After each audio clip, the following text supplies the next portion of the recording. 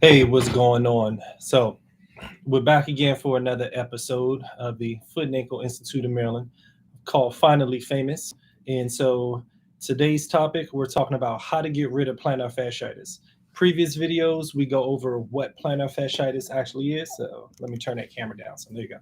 Previous videos, we go over what plantar fasciitis is, but in this video right here, we're going to get into the nitty gritty and talk about some of the treatments. Now, there are plenty of treatments, and it'll be a long video if we talk about all of them. So we're going to focus in on some of the more effective ones. And we're going to go more from a medical standpoint rather than a home therapy type of standpoint. So, all right. So come on in with plantar fasciitis. First and foremost, the best thing that anybody can do to help get rid of their plantar fasciitis is first to be able to have some imaging, such as x-rays or an ultrasound or even an MRI if that's warranted. And so this is then determined by a doctor, preferably a podiatrist who knows the most about plantar fasciitis out of all the types of doctors there are out there. And so with that imaging, and then also with a podiatrist actually diagnosing it accurately as plantar fasciitis, we're like well on our way. And so I think that's one of the biggest mistakes that most people make, is that they do not have an accurate diagnosis, nor do they have adequate imaging in order to help determine what the most effective game plan or treatment plan is for their actual injury or their type of heel pain. So, and as we know, there are many types of heel pain. Plantar fasciitis, of course, being one of the major types of heel pain, and of course is worldwide. So anyway, let's get into the actual treatment, shall we?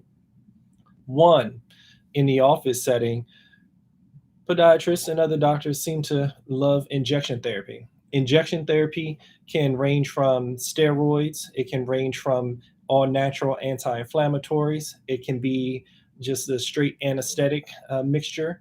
It can also be a kind of like a saltwater mixture. It's called prolotherapy. There is PRP therapy. There is laser therapy that can be used. There's shockwave therapy that can be used as well.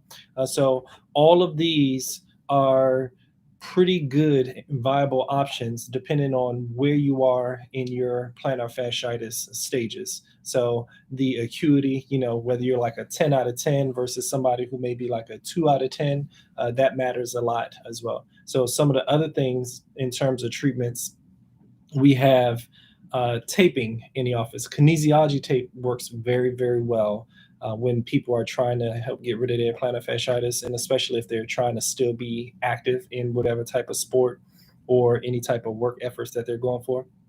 So we have true taping, like true sports tape, which helps out a great deal. Is what we call a Lodi strapping that we like to put on in the office. That helps out as well. Sometimes we have what's called air heels or night splints. These are all devices and ways to help secure the plantar fascia as well as the other soft tissues that are on the bottom of the foot. And so we secure them at some point in time during the day, whether it's when you're sleeping or whether it's when you're out and about walking around or even when you're sitting down. And so some of the other things that we can do using inserts or orthotics, whether they're custom made, what I like to call level 3, or whether they're medical grade prefabricated at level 2, or even at level 1, which would be the floppy type of inserts that you can get at some of your local drugstores or your big chain department type stores. And so all three of these levels, level 1, level 2, level 3 type inserts can be pretty effective to some degree with helping to get rid of plantar fasciitis. And once again, being under the guidance of a podiatrist helps out dramatically. So some of the other things that we can do to get rid of plantar fasciitis, we have muscle exercises or muscle strengthening exercises in the form of eccentric contraction, as well as sometimes even in the form of concentric contraction. We also have manual massage therapy that can help, a la these hands. Using these hands in order to help rub on those soft tissues can work out a great deal. So we also have the use of golf balls, tennis balls, ping pong balls, actually. And we can even go for the big boy using a massage gun. Helps out dramatically. So if you want more information about massage guns, definitely look down at the link below, athleteeveryday.com. You'll find some of the best massage guns used in the world, used by a lot of your favorite athletes as well. So these are some of the options that we have. We also have offloading. This can be in the form of stopping your actual physical activity or decreasing the amount of stress that you have. Offloading could also include shoe gear changes. And depending on what type of shoes you wear, maybe we need more of a cushion shoe, or maybe we need a shoe with more structural support. So shoe gear changes is major as well. We also have an offloading category, a weight loss. So if you happen to rapidly gain some weight, decreasing that weight load and that stress load on the foot and on the heel makes a humongous difference as well. So here are many categories that we just now went over real fast, but at least it gives you a great place to start. And hopefully this was helpful.